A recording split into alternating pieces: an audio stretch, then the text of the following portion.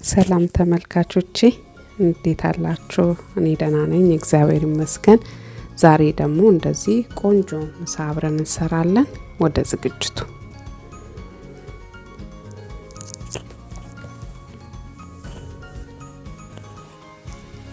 እንደዚህ የተፈጨ ስጋ አዘጋጅቻለሁኝ። ቀይ ስጋ ነው፣ በደንብ ደቋል።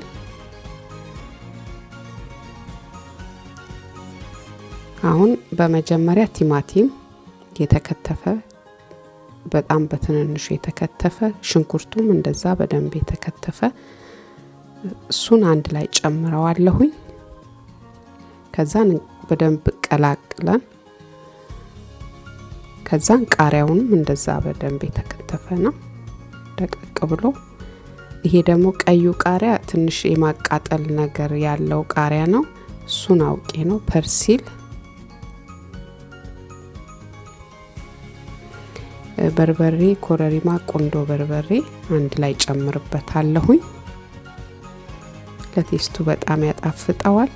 ጨው ደግሞ እንደሚበቃው አይታችሁ እናንተም እንደምትፈልጉት መጠን፣ ለኔ ይሄን ያህል ይበቃኛል።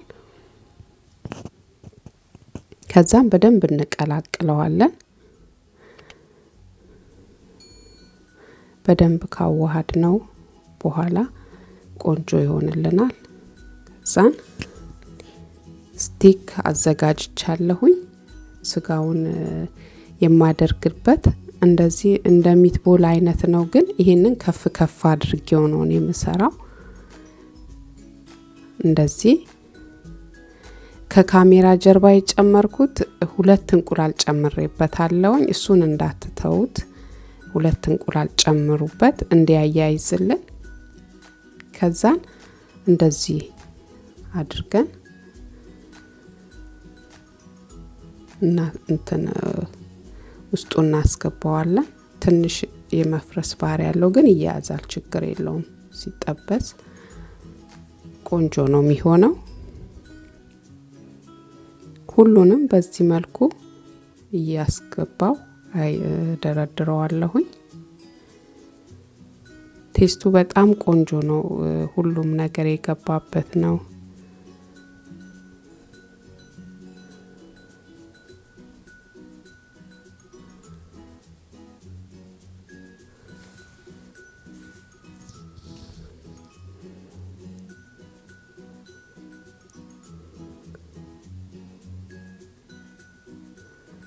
እንደዚህ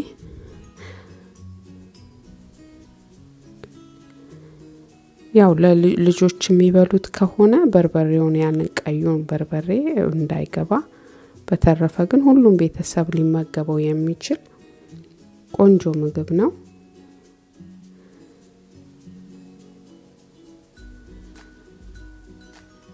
ሁሉንም ይሄው እንደዚህ እንደምታዩት ጨረስኩኝ።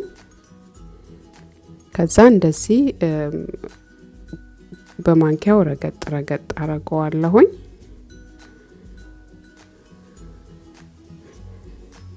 አሁን ዘይቱ ግሎልኛል።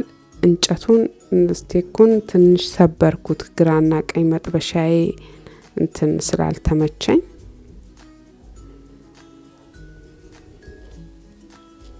ስቲኩን እንደዚህ እንዲገባልኝ አድርጌ ያው በዚህ መልኩ ቆንጆ ከለር ሲሰጠኝ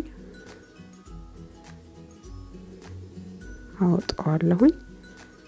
ዘይቱን እንዲመጥልኝ አሁንም እንደዚህ በኪችን ሶፍት ላይ አደርገዋለሁ። ሌላውንም በዚህ መልኩ ጠበስኩኝ። ይሄው እንደምታዩት። ከዛም በመቀጠል ለማባያው የሚሆነውን አትክልት ካሮትና ድንች እንደዚህ በትልልቁ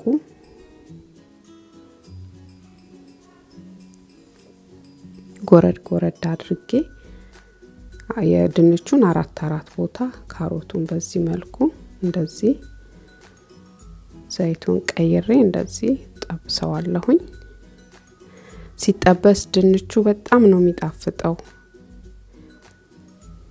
ተጠብሶ ሲሰራ በጣም ቆንጆ ነው ጣዕሙ የሚሆነው፣ በደንብ የሚበስልልናል።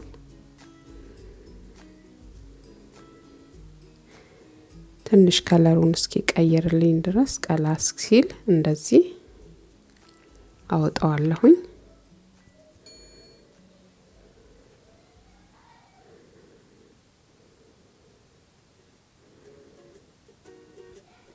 ካሮቱንም እና ቀደም የቀረኝ ትንሽ ነበር በሱንም አንድ ላይ ጠብሰዋለሁኝ። ትንሽ ከለሩ እንደዚህ ቀላ ሲልልኝ አወጣሁኝ። አሁን ሙሉ ለሙሉ ዘይቱን ያንን ገልብጬዋለሁ። ትንሽ ዘይት ብቻ አስቀርቼ መጨረሻ ላይ የምጨምረውን ሽንኩርት ሞቅ አረጋዋለሁ። በክብ ክቡ እንደምታዩት እንደዚህ ቀለበት አከታተፍ ከትፌው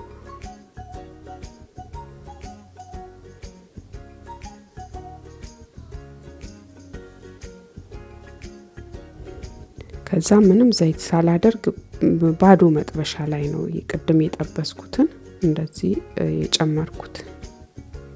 ከዛን ትንሽ ዘይት አደርግበታለሁ በጣም ትንሽ ዙማል። ከዛን የሞቀ ውሃ አደርግበታለሁኝ። ከድነዋለሁ ትንሽ ሰዓት በሰለ እንዲልልኝ ሲበላ ምንም እንዳያስቸግር። ከዛን ጨውን የሚበቃውን እዛ ስጋ ውስጥም ስለጨመርኩኝ እዚህ ላይ ትንሽ አረግበታለሁ።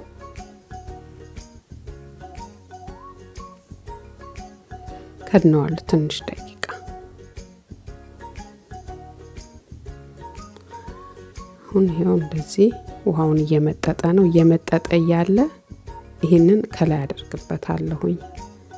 ትንሽ ሰዓት ልስልስ እንዲል በደንብ ስለተጠበሰ ያው ስጋው ቆንጆ ልስልስ ይላል ሲበላ አይፈርስም። ይሄው እንደምታዩት ቆንጆ አትክልቱን በደንብ በሰለልኝ። ስጋው ለስልሶ ቆንጆ ሆኗል።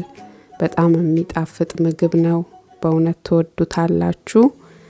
ለሁሉም ቤተሰብ የሚሆን ነው።